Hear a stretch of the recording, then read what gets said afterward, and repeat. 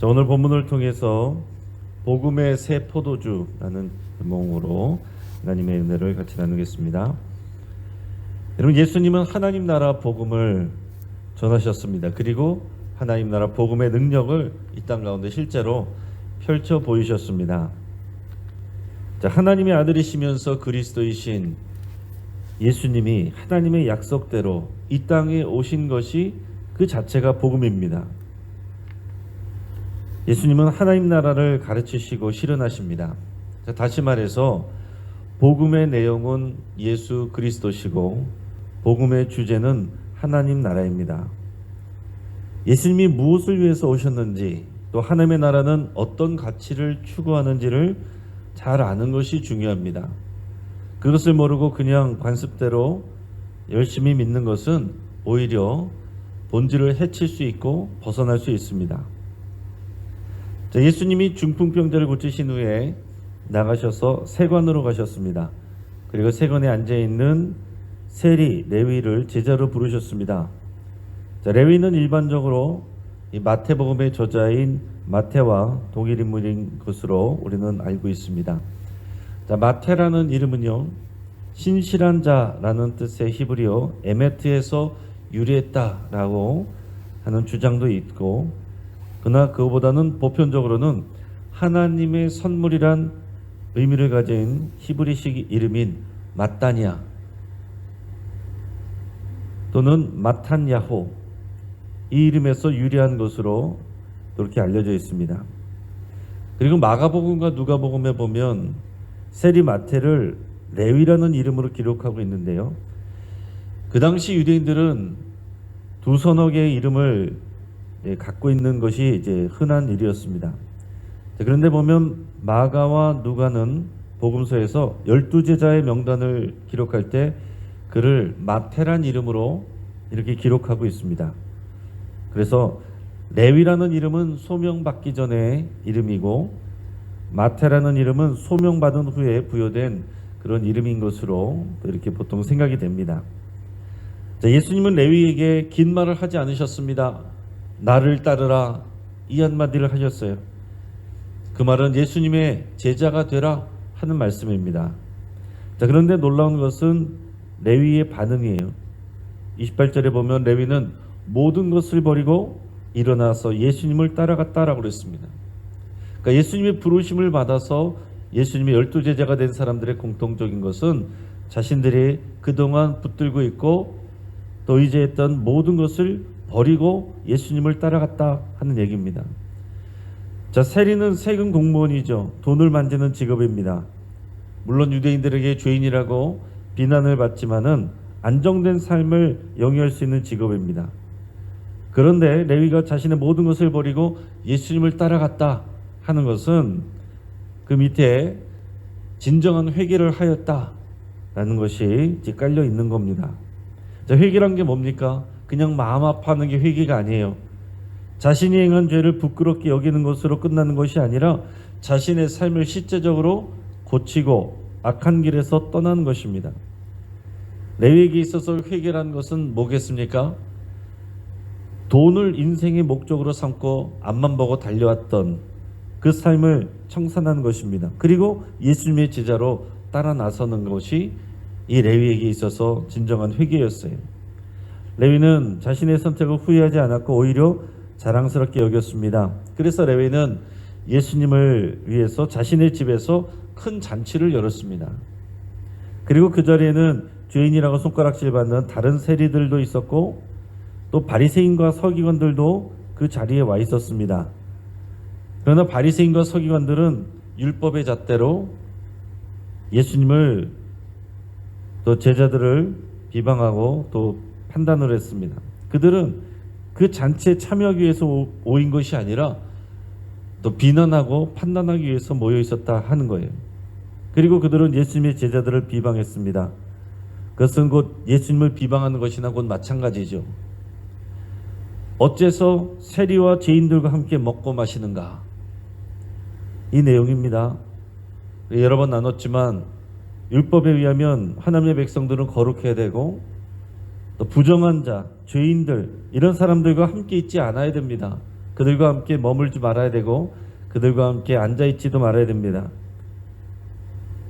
죄인들과 함께 식사를 하는 것은 부정한 사람들이 만든 부정한 음식을 함께 먹고 함께 만지고 그렇게 함으로써 그 부정이 전달된다. 같이 부정해진다. 이렇게 생각합니다.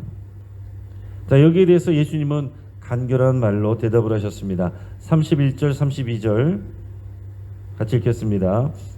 예수께서 대답하여 이르시되 건강한 자에게는 의사가 쓸데없고 병든 자에게라야 쓸데 있나니 내가 의인을 부르러 온 것이 아니요 죄인을 불러 회개시키러 왔노라.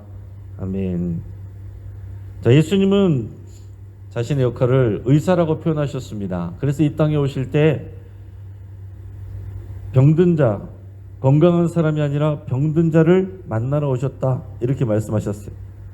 여기서 말하는 병든 자는 스스로를 죄인이라고 여기는 사람이고 또 건강한 사람은 스스로 의롭다라고 생각하는 자입니다. 그래서 예수님을 만나는 사람은 어떤 사람이냐면 자신이 죄인임을 인정하는 사람이에요.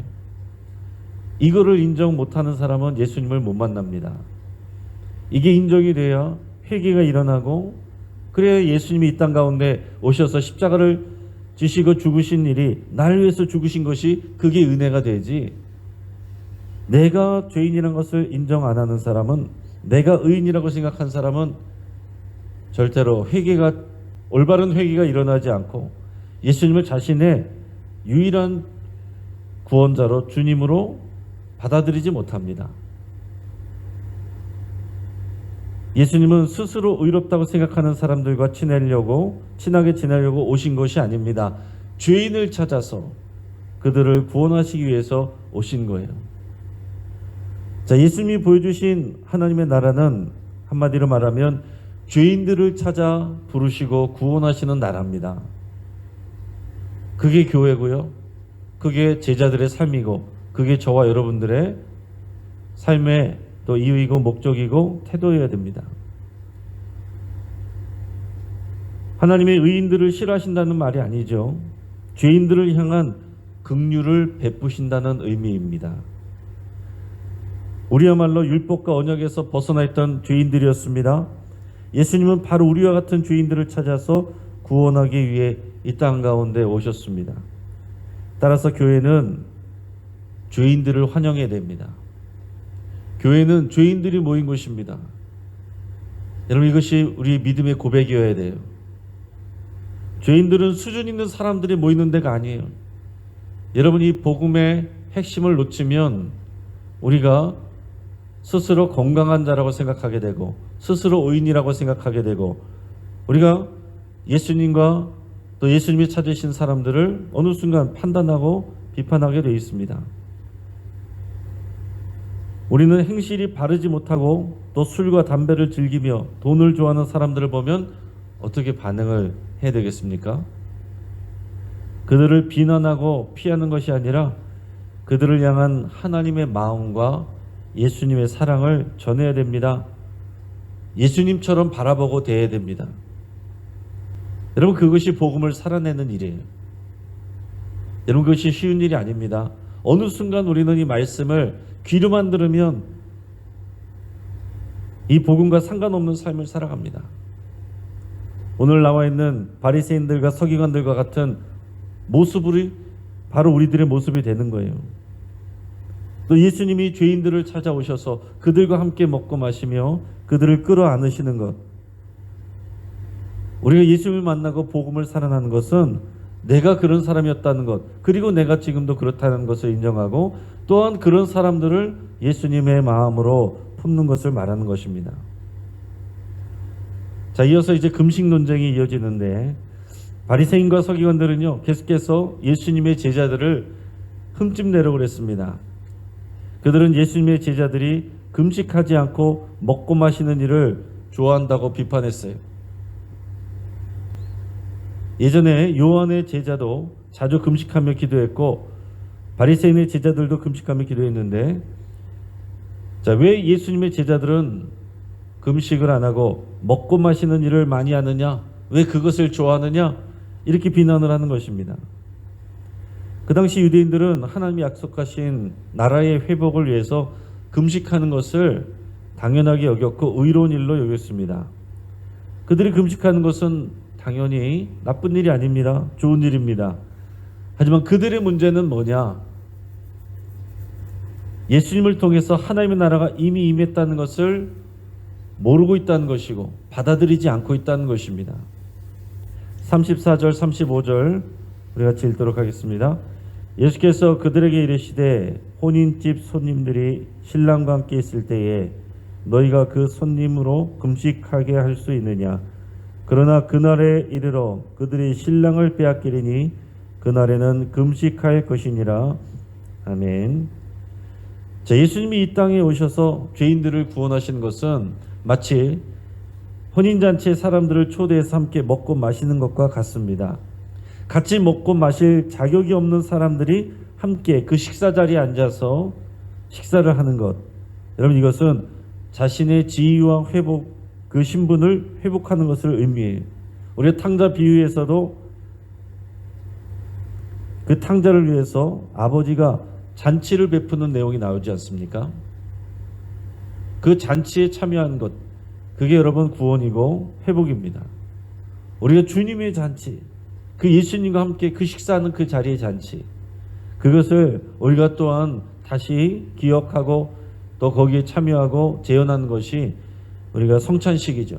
그래서 우리는 여러분 성찬식 할 때마다 우리 예수님이 우리를 위해서 대신 살과 피를 내어 주셨다, 그것만 보는 것이 아니고 그분의 식탁에, 그 생명의 식탁에 우리가 부름을 받아서 자격 없던 우리가 그 식탁의 잔치에 참여하게 되었다. 하나님 나라의 그 잔치에 참여하게 되었다. 그것을 함께 누리는 것이고 감사하는 것이고 기뻐하게 되는 것입니다. 자, 하나님 나라의 도래를 위해서 금식 기도하는 것은 당연히 귀한 일이죠. 그런데 그 하나님 나라의 주인공이신 예수 그리스도가 오셔서 지금 하나님 나라의 은혜를 베푸시고 계시고 구원을 행하고 계시고 그 구원의 식탁에 생명의 식탁을 열었는데 거기서 금식하지 않는다고 비난하는 것은 복음을 모르기 때문에, 예수 그리스도를 받지 않았기 때문에 그렇게 하는 것입니다. 이 사람들은 지금 자신들의 경건을 가지고 자기의 의를 가지고 다른 사람들을 판단하고 예수님까지 정죄하고 있는 것입니다. 그거보다는 오히려 신랑 대신 예수님과 함께 즐기고 먹는 것, 그 죄인들을 받아주는 것, 용납하는 것, 그게 믿음이에요. 예수님을 잃어버리는 고난의 때가 오면 그때는 다시 금식해야 된다, 그렇게 말했습니다. 그러니까 그때를 분별하는 것은 뭡니까? 예수 그리스도입니다. 나의 경건한 열심보다 예수님을 바르게 이해하고 예수님과 함께 기쁨과 즐거움을 공유하는 것, 여러분, 이것이 믿음의 일입니다. 교회가 함께 기뻐하자 할 때 기뻐하고 교회가 함께 회개하자 할 때 회개해야 되는데 자기만의 의로움을 가지고 자기만의 경건의 방식으로 따로 노는 것, 그것은 하나님 나라의 일이 아닙니다. 건강한 일이 아니에요. 금식과 같은 경건의 열심을 자랑하기보다 예수님을 더 알아가는 것, 그것이 중요합니다. 예수 그리스도와 함께하고 예수 그리스도의 몸으로서 그 교회 안에 함께 연결되고 결합하여 함께 그 생명의 잔치로 서로를 기뻐하고 또 수용하고 또 용납하는 것, 그것이 하나님 나라의 일을 하는 것이고 그 안에 그 복음에 참여하는 일이 되는 겁니다. 예수님이 죄인들을 찾아가시는 것처럼 죄인들에게 마음을 열고 찾아가는 것, 이것이 큰 믿음의 일이에요. 그러니까 여러분, 교회 안에서는 내가 죄인이라는 것을 인정해야 되고 우리 모두가 죄인이니까 다 부족하다는 것을 인정해야 되고 나는 의롭고 저 사람은 죄인이기 때문에 울타리를 치는 것이 아니라 죄인을 찾아가시는 예수님 그 마음으로 서로에게 다가가는 것, 이게 하나님 나라고 이게 교회입니다. 오늘 이 복음의 이 하나님 나라의 이 교회에 하나님 기뻐하시는 일에 우리가 동참하기를 축복합니다.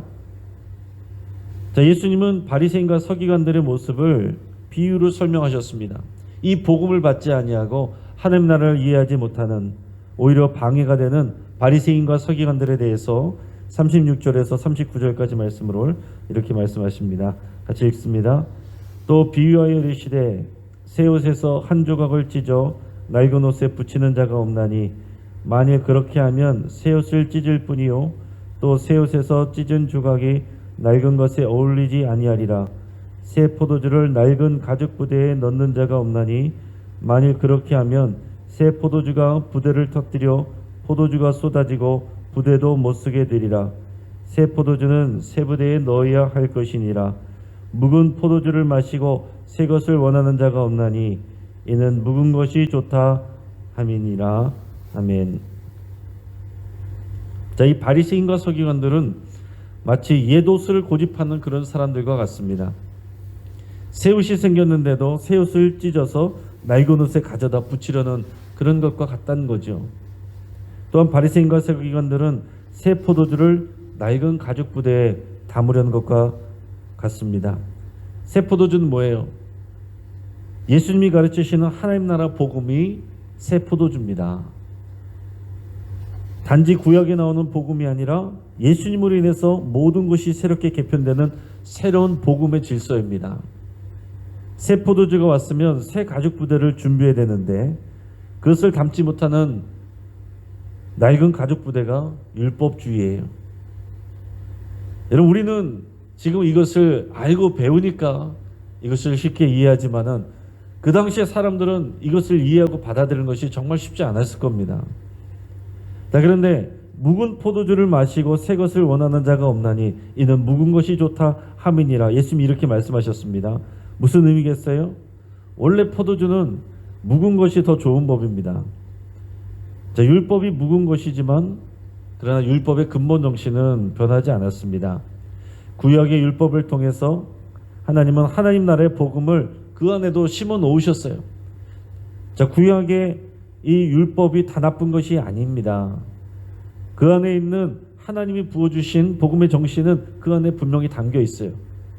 근데 예수님이 이 땅에 오셔서 이제 새로운 복음, 이것은 하나님 나라 복음, 예수 그리스도가 중심이 되는 복음, 더 이상 구약의 제사와 제물이 아니라 예수 그리스도를 믿는 믿음으로 또 하나님 나라에 참여하게 되는 새로운 복음, 매년마다 제사를 드려야 되는 것이 아니라 단번에 예수 그리스도가 제물이 되어주시는 그런 혁명적인 복음, 그 복음의 시대가 이제 이루어진 것입니다. 단지 바리새인과 서기관들은 그 율법에 담긴 근본 정신, 즉 하나님 사랑과 이웃 사랑을 잃어버리고 율법 조항들에 묶여서 사람들을 판단하는 율법주의에 묶여 있어요. 붙잡고 있습니다. 자, 이제 말씀을 정리합니다. 자, 예수님은 하나님 나라를 가르치실 뿐만 아니라 그분의 행동과 삶으로 하나님의 나라를 보여주십니다. 세리 레위를 제자로 부르신 것은 죄인을 불러 회개시키고자 하는 하나님 나라의 복음 정신을 보여주시는 겁니다. 바리새인과 서기관들은 혼인잔치에 신랑으로 오신 예수님을 알아보지 못했습니다.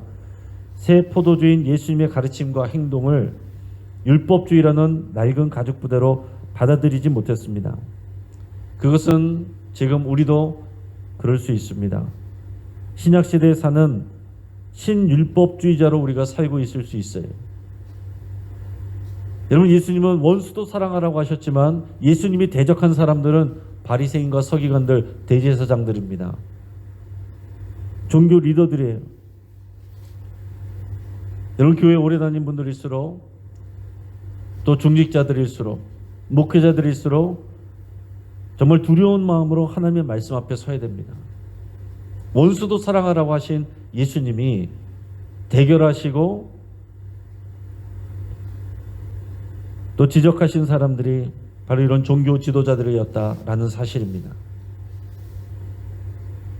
신율법주의자, 우리가 복음을 받았는데 어느 순간 우리는 바리새인과 서기관들의 모습으로 살아가고 있다면 우리는 예수님을 대적하게 되는 것입니다. 우리가 신앙생활을 오래 했고 또 교회에서 연륜과 경륜이 쌓여 갈수록 우리는 낡은 가죽 부대에 집착하지 않도록 늘 스스로를 점검해야 됩니다. 날마다 우리는 복음 앞에 서야 되고 우리는 개혁교회의 후회들로서 날마다 복음으로 우리 자신을 개혁해야 돼요. 우리는 가만히 있으면은 우리는 낡아지게 되어 있습니다. 우리는 또 고인물이 되게 되어 있습니다. 날마다 새로워져야 됩니다. 우리 안에서 역사하시는 성령님을 의지하여서 우리는 날마다 새로워져야 돼요. 말씀으로 새롭게 변해야 됩니다. 예수님의 하나님 나라 사역은 오늘 우리가 실천해야 되는 일들입니다. 저 여러분들이 주님의 제자로 부름받았고 교회로 부름받았고 하나님 나라를 위해서 쓰임받는 것입니다.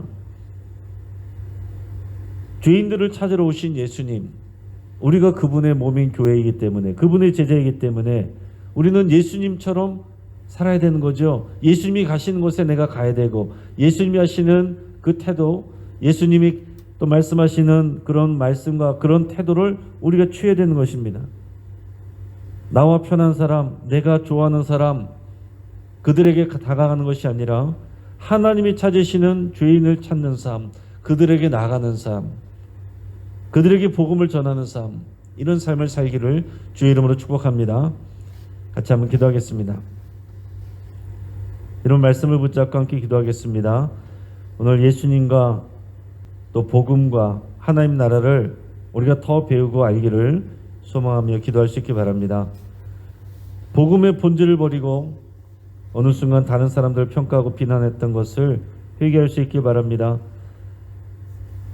그것이 정말 복음을 가지고 우리가 예수님의 마음으로 하는 것인지, 바리새인들과 서기관의 모습으로 우리가 어느 날 서 있는 것인지, 우리 성령님을 통해서 오늘 그것을 점검하고 바라볼 수 있길 바랍니다. 오늘 성령님께 여러분 간절히 기도하실 때, 오늘 이 말씀을 통해서 말씀을 실천할 때 내가 연락해야 될 사람, 내가 챙겨야 될 사람, 내가 환영해야 될 사람, 그게 누구인지 생각하고 그렇게 여러분 오늘 실천할 수 있기를 기도하시기 바랍니다. 환우들 위해서 여러분 기도하시고, 또 이 나라와 민족을 위해서 같이 기도하시고, 오늘 금요기도에 있습니다. 성령 충만한 하나님의 은혜를 부어주시기를 위해서, 또 오늘부터 시작하는 청년부 수련회를 위해서 우리 청년들이 이 온전한 이 복음을 알고 또 예수 그리스도를 사랑하고 하나님 나라를 누리는 귀한 청년들 되기를 우리 축복하면서 함께 기도하겠습니다. 이 시간 주여 한번 부르짖고 하시면서 함께 기도하겠습니다. 주여